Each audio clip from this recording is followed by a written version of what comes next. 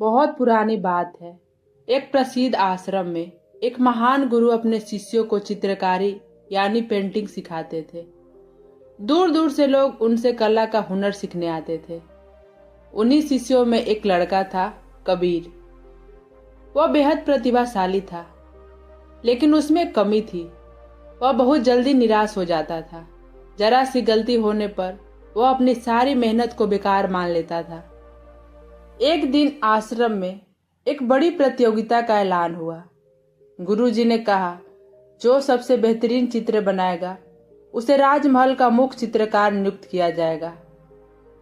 कबीर के लिए बहुत बड़ा मौका था। उसने ठान लिया कि वह अपनी जिंदगी का सबसे सुंदर चित्र बनाएगा। उसने दिन रात एक कर दी। उसने एक पहाड़ी दृश्य चुना, डूबता सूरज, बहती नदी और हरे भरे पेड़। रंग इतने जीवंत थे कि चित्र बिल्कुल असली लग रहा था। प्रतियोगिता से ठीक एक दिन पहले चित्र लगभग तैयार था। कबीर अपनी रचना देखकर बहुत खुश था। वह बस अंतिम रंग भरने ही वाला था कि तभी अचानक उसका हाथ फिसला और स्याही की पूरी बोतल कैनवास के ठीक बीच में जा गिरी। पूरे चित्र पर एक बड़ा बदसूरत काला धब्बा बन गया। कबीर सन रह गया।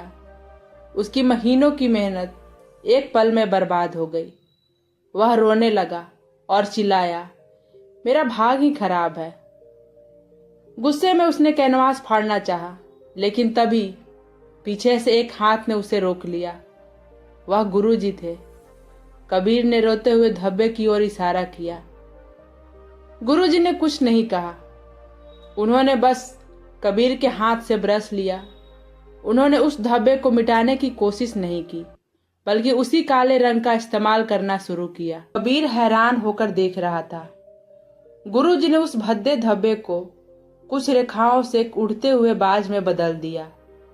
जो पहले एक गलती थी, अब वह शक्ति का प्रतीक बन गई थी।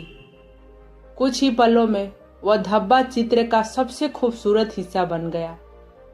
उस बाज की वजह से शांत पहाड़ियों में जैसे एक नया जीवन आ गया हो। गुरुजी ने कबीर से कहा, बेटा, जीवन भी इसी कैनवास की तरह है। मुसीबतें उस काले धब्बे जैसी होती है।